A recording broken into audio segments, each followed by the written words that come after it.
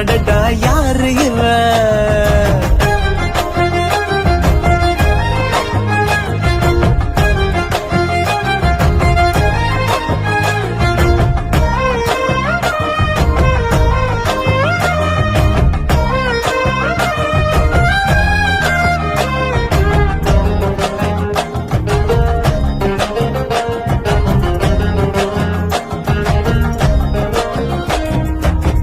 நில ஒன்று தரையில் வந்து நடக்குது எதிரில் நின்று எனக்குன்னு பிறந்தவதா என்று